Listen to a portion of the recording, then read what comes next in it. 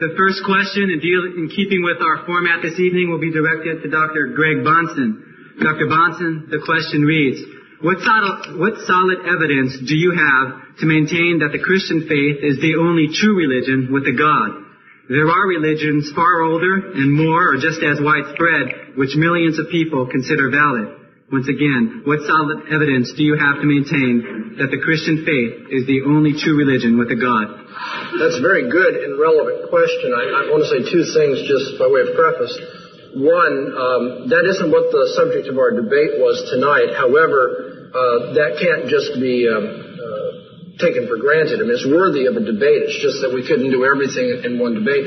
Secondly, you might be interested to know that in my original opening statement, I had a long paragraph dealing with that very question so that it wouldn't be thought that I was just flying over it arbitrarily and dealing with that matter. But when I read it back to myself and timed myself, it just turned out I had to cut a number of things out, and so I cut that down. What I did say, however, was that if I can find it here, that I have not found the non-Christian religions to be philosophically defensible, each of them being internally incoherent or undermining human reason and experience. And unless it will violate your debate format, I give just a couple of illustrations. That's obviously I can cover all of them. But for instance, Hinduism assumes that God, or Brahman, is the impersonal universal soul, the unchanging one of which all things are part, for instance. And because of that particular outlook, Hinduism says that everything in terms of my normal experience of the world and thinking is Maya, or illusion, because everything in experience and thinking presupposes distinctions. But that is contrary to the most fundamental metaphysical fact, and that's that there are no distinctions, all is one.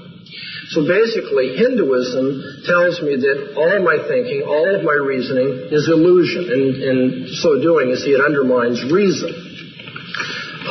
You can take religions such as Shintoism, its view of kami, the forces that permeate the universe, or Taoism, the ordering force of the universe, and they are impersonal forces, and as such are even less than human beings because they don't have volition or intelligence. Is that I should stop? Yeah, thank you. Let me just re-explain the format. We will allow the person to whom the question is directed to have a 2-minute response, and his opponent will have a 1-minute opportunity to rebut. Dr. Stein, your 1-minute rebuttal, please. Well, Dr. Bahnsen has criticized Hinduism. I would make the case that Hinduism is no more irrational than Christianity is. Nor do I think that it is any more irrational than Islam is, nor is it any more irrational than almost any other religion that you want to name. With one exception, I'd say Buddhism is more rational than either Christianity or Hinduism. That doesn't mean that I accept Buddhism either, but I just think it's more rational. At least it makes some psychological sense, if nothing else.